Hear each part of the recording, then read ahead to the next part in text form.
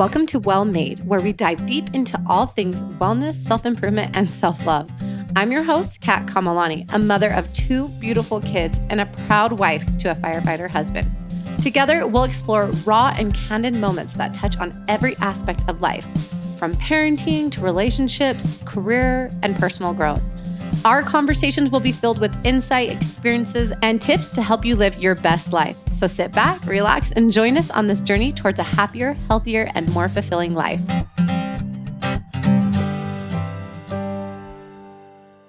Hey guys, welcome to another episode of Well Made. Today I have my husband Kaloni on, and we're going to be talking about grief. Both of us, unfortunately, have experienced grief and a lot of grief in our life in different ways.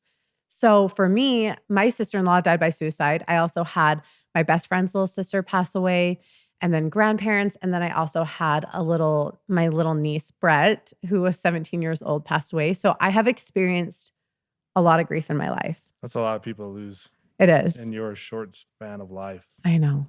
Being 32, it's insane. And for me, I've lost my brother. That's probably the closest person I've ever lost to me. Yeah. And he died by suicide as well. And Elijah was 17. 18. And he died on Kaloni's birthday. That's right. We'll dive into that later. But I also want to say grief is not just losing a loved one by death, but I feel like in my life, I've had a lot of grief with either a job change or a relationship, like a friendship that is no longer in your life. It doesn't actually have to be somebody physically dying. It's like that relationship's dead, right? Kind of thing. Yeah. Have you had relationships like that in your life? Yeah, I've definitely have had relationships that have mattered to me, and for people that have been close to me in my life that are no longer a part of my life. And I would say that those, without specifically saying who those people are, I've had to learn how to cope in a way, knowing that these people are still present, they're still living their own life, but I'm having to live my life without them. And I feel like sometimes that grief is almost harder sometimes because they're living, walking around, breathing, but yet you are continuing to choose to not be a part of their life and they're continuing to not be a part of your life. And it's almost like they are 6 feet under and they can be dead, but the only difference is they're actually breathing. And that to me is like a little bit harder, having that closure and like closing that door, and along with a job or a friendship or a relationship that you just grow apart. It's so much harder. So we're going to talk about in this episode kind of the stages of grief, how to deal with it, and some healthy outlets with it. So grief is an interesting thing because when I experienced grief with my loved ones and my family members dying, it was because there's this love that you have with grief and you have nowhere to give it anymore. And it's like, what do you do with this love now? And for me, grief felt like I had this screaming inside my body. My heart was screaming and I was screaming, but no one could hear me. And I feel like the first time I experienced grief was with my sister-in-law when she passed away. I had no clue how to even handle that because it was just this sudden thing and it came upon me. And I would say I'm a pretty happy person. Like I've been fortunate. I have never experienced depression. I don't get sad easily. I feel like I'm a positive person. And when she passed away, I first went through the stages of grief, which there's 5 steps. There's denial, anger, bargaining, depression, and acceptance. And I felt like the hardest part for me was the depression, which for me, I don't know if it was depression, but it was sadness and the anger part. So I was up at University of Oregon and I was going to school, and at the time we didn't know each other. She just passed away, I believe, like a year before we met, and it was coming up on the 1-year anniversary. And I was at the beach with my friends, and all of a sudden, just this wave of sadness came over me, just like the ocean. And I just feel like with grief, it comes and it goes, and it comes in powerful and it comes in sadness sometimes. It just comes at like the most weird times, right? Like The oddest times. Like you could be happy and all of a sudden like you see or hear or smell something triggers that emotion and next thing you know, you're bawling and you have no idea why. Yeah. And when I felt that wave of ocean of sadness and anger come over me, I remember running up a hill and I was by myself, screaming as loud as I possibly could, staring up at the sky, just angry at her, just not understanding why. Why is this happening to us, to me? And that was the part where I had such a difficult time navigating. For you, what do you feel like was the hardest part of those stages with Elijah? I feel like the hardest part for me was definitely denial. So the way I found out was from my dad. He called me and it was on my birthday and it was later at night and he had told me that he had passed away. And I remember just it being pure silence because I'm like, hold on a second. Like, there's no way. This is not real. Like, I just talked to him a little bit ago. And you're telling me he is not here anymore. Like my brain couldn't compute. It was just denying the reality of what was going on. I remember you even saying to me, have they even seen him yet? Have they actually even confirmed it yet? Because it was just all that denial. And that took a while, I felt like, for you to actually sink in. And Hawaiians are, and I don't know if this is with all Polynesians, so you can correct me, is a little bit different with celebration of life. They're a little bit different with funerals. Okay. Because here in Utah, it's within 3 days a week that you have a funeral. But in Hawaii, it's normal to have a funeral weeks and weeks out. So I feel like there's just that weird time that you didn't even know how to handle the emotions. You were by yourself. Well, especially because we live here in Utah and he was still living in Maui. So it was like, okay, I've been told this news, but I haven't seen it. I haven't been around people that know him, been comforted by the people that also knew him. Like it was mourning by myself. Obviously I had you there, but like, all these people, my siblings, my family, they weren't there. And one thing we've learned through therapy, because we both have gone to therapy for grief, is that the only way to get through grief is to grieve. Shoving it down, pretending it's not there, not acknowledging your feelings of sadness, anger, because that's okay. Every feeling is okay to feel. And I felt like at the beginning, it was almost that you didn't want to feel those feelings. They're being shoved down. And it wasn't until you kind of saw a therapist and head on of that grief that I started to see you heal from your little brother. I feel like when you are experiencing grief, no matter what it is, it's important to remember that grief is neither good or bad, but grief is something that it's a passage where you can go and stay if you want to, but you don't have to. Have you seen, and I think I just actually showed you that picture of grief where they have different sizes of jars. They have a small jar, a big jar, a medium-sized jar, and the jar represents your life. And then inside that jar is a ball, and that ball is the exact same size in all of them. And with grief, a lot of times people say, oh, time heals everything, which I don't believe that. I don't think time ever heals the loss of a loved one and that aching and that pain. It's just in different stages of your life, you learn to handle it and how to navigate it. You just learn how to live with it because, yeah, like to say that time heals it, in my mind almost feels like you're forgetting that part of you're trying to forget about it. Yeah. And for me, I don't want to forget. Like he was important in my life and it's a way for me to remember him by learning how to live with his loss. Does that make sense? Yeah. I also feel like it's tricky too when people have lost a loved one, because for me, I love talking about Brett and Maya and my grandparents, and I love talking about Elijah, but I know every person is different. How do you feel like you are right now? I do enjoy telling his story because he was such a special kind soul and he had a short-lived life, but he had so much to teach and I feel like we learned so much from it. So I feel like I enjoy talking about it because it helps me to bring awareness to certain things. And one of the things that have helped us navigate this loss is keeping their spirit alive. So, for example, my niece, every time it's her birthday, we go out to Leatherby's, which is like an ice cream shop here, and we celebrate her. Also, my niece loved Elmo, and she had the best Halloween costume, so we would dress her up. And so every time I see an Elmo, I take a picture of it and send it to my sister. But for Elijah, do you want to talk about how we kind of keep his soul alive in our house? Yeah, so it is currently June, so it's Pride Month, and Elijah was gay. And so a way that we like to celebrate is so we have like jellyfish lighting in our house, and we like putting up the rainbow like colors, because it's a way for us to remember and celebrate what he was and what he stood for, his lifestyle. Like, we loved him for who he was, you know?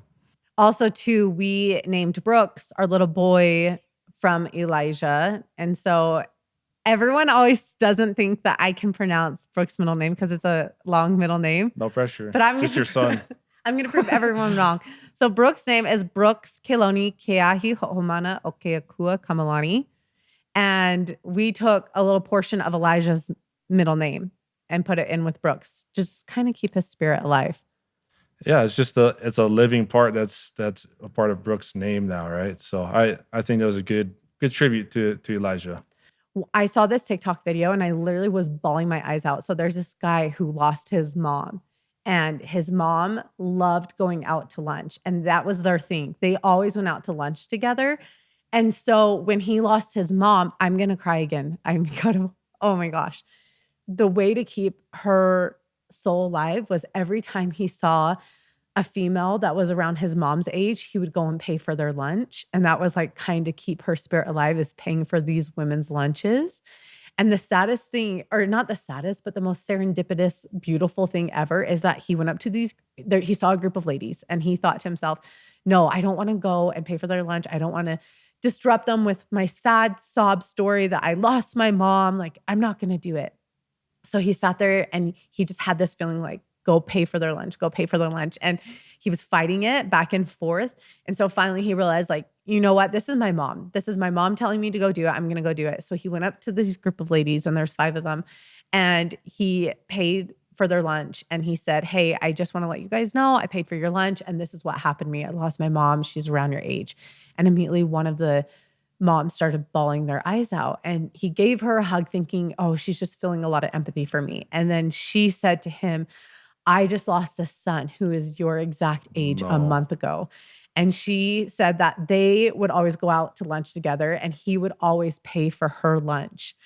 I lost it. Stars aligned, huh? I know. And I feel like that is such a special way to just, when you're experiencing sadness, figure out what they loved and what they loved doing. If it's hikes, if it's going out to lunch, if it's watching movies, if they love the color blue or green, it's just keeping their spirit alive through your life and navigating that love somewhere. Because when you're experiencing that huge sadness, that hole in your heart, the screaming that I have nowhere to go and turn and I don't know what to do and I feel lost, find a way to navigate that love into something else. Absolutely. You know what's cool about that story too is I don't think that kind of stuff happens on accident. I think our loved ones that are on the other side are just sometimes navigating us, giving us little signs, doing little things that happen to just, that's their way of showing like, hey, we're still here with you. Like, and that was just a prime example of it. Another example of that is, what is that song from Imagine Dragons? Radioactive. Yes. Yeah. So we were in Hawaii and I was with Elijah, and I remember we were just hanging out and I said, oh man, this song makes me just want to work out. And I got up and pretending doing like squats and like push-ups, and he did it with me, and we were laughing. And it was probably a year ago. I would hear that song fairly active when Elijah passed. And how many years has it been? 5? It's been 5 years. 4.5. Almost. August will make 5 years. Yeah. August 1st, your birthday. Yep. But I mean, we heard it a lot during that time because it was fairly new, but then it sizzled out and I didn't hear it on the radio. And there was a time where our daughter Luna was experiencing these migraines, debilitating migraines, where she couldn't even get off the couch. And we had no clue what was happening with her. We literally saw 20 million doctors, and we were just trying to figure out what was happening with Luna for months.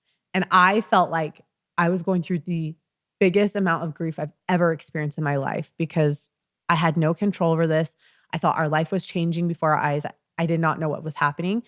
And I remember I couldn't even go to the gym without crying. And it was that night I was pleading with Elijah, with my sister-in-law, Maya. I was pleading with my niece, Brett, my grandparents, telling them like, I know you're alive and I know you're here. And I'm begging you to do anything you can to help us with Luna. And I got in the car and went to the gym and I'm just sobbing my eyes out. And all of a sudden, that song came on the radio. And I hadn't heard that song for years. And that song was so much older. It should not be playing on the radio. I had goosebumps all over me. And it just proves to me that, yeah, they're here. I may not see them, but I can feel them if I choose to navigate that love to them and towards them and around them and keeping their spirit alive within me. Of course, Elijah's hanging around. That I guy is know. always the happiest dude trying to help everybody out. The best. There's a study with a group of psychologists, and they did a study with a bunch of people who experienced traumatic loss in all sorts of different ways. And when I'm talking about a traumatic loss, I'm not just talking about a death, but other types of griefs we've discussed, losing a job, losing a relationship. And they studied these group of people, and they found people who have a huge traumatic loss in their life, they have experienced, if they choose to, a greater amount of appreciation for life. They've experienced more happiness and improve relationships around them. Because when you experience something in your life, you have two options. You can either go down a really bad path and do something really negative with it, or you can go down a really good path and do something positive with it. It doesn't take away from the fact of what you experience is really hard and traumatic and really difficult, and it's going to take your whole life trying to navigate this loss. But you have the power right now to do something good. Are you going to do a charity? Are you going to pay for someone's lunch? Are you going to start supporting other people who are gay and do the gay lights on your house? That maybe it's not in the place where you live, the neighborhood that accepts it, but you're going to choose to do it. You can do something good with your life right now with that. And that to me is a beautiful thing. I think there's a lot to say about just learning from someone's death. Like Elijah taught us so much, right? We keep talking about him, but he literally has changed so much in perspective in life for me. Like just loving people for who they are, accepting them for who they are, and just loving unconditionally, because that's just something that came from his loss, and that's something that's good that came from his loss, because we are very kind, very accepting of all lifestyles, right? So without him dying, I think I wouldn't have learned that lesson till later in life, but I live by that a lot, like in our everyday life. What if someone is listening to this podcast right now and they're experiencing grief in some form of way because you've experienced grief with a relationship who they are living and they're no longer in your life? You've experienced grief with your identity of football and losing that as a career-ending injury. You've experienced grief with job titles, and you've experienced grief with losing a loved one to death. So what do you feel like helped you or is helping you navigate grief in your life? First thing I think is to talk to people about it, whether it's a therapist or your loved one or your spouse, your friends. Like, talk about it, because keeping it in is not helping you heal. And then from there, look for positive ways to let out sadness, energy. Like, find things that, like for me, it was working out. You know, it's just a positive, good way to get through grief. And then just try to remember them, like with little things. You know, allow yourself to feel sad, and at all times of the day, whether you're at work, at home, with whoever, and then just let yourself feel those feelings. I feel like with those things, that helps me a lot. I feel like sometimes grief comes over us where you don't know how to handle it and you don't know how to navigate it, and you don't have to know how to handle it or navigate it. You may look at, how am I going to survive the rest of my life without this person? And for me, I would say don't look at it that way. You have to look at it starting from minute by minute. How am I going to get to the next minute? And when you get to that next minute, how am I going to get to the next hour, the next day, the next week, the next month, and the next year. I feel like when I am experiencing a tremendous loss in my life and that hole, that when I am looking at the bigger picture, that's when it feels too much for me. When I can narrow down that little picture into just a minute, into an hour, into a day, that's where I can handle this. I can do this. And this is really hard, but I'm going to get through it and I'm going to do something good with it. Yeah. And I think you can't put a time frame like, okay, it's been a year. Like I should be over this. Like I can't fathom having lost a child, So like that pain probably it'll never go away, but give yourself that time. Like let yourself feel sad. Don't give yourself a time frame. Like I should be over this already, whether it's a loved one or job, whatever. Like just allow yourself to feel that. If you are listening to this and you can relate, I am so sorry for your loss and your grief. And I hate that you can relate to us. But the truth is that everyone is going to feel how we feel one point in their life, whether they like it or not. But I hope that you guys can find a little bit of peace, and little tips that we've given you today can help you navigate your day-to-day loss with grief. We appreciate you guys listening, and we will see you guys for a next episode. Thanks for having me. If you were inspired by today's episode, I encourage you to tag me on social media at Kat Kamalani so I can personally thank you myself. I would love to hear your thoughts on my podcast, so go ahead and leave a review. So high five for finishing the episode and trying to better yourself. I hope you found it informative, inspiring, and thought-provoking. I will see you again soon for another episode. Take care.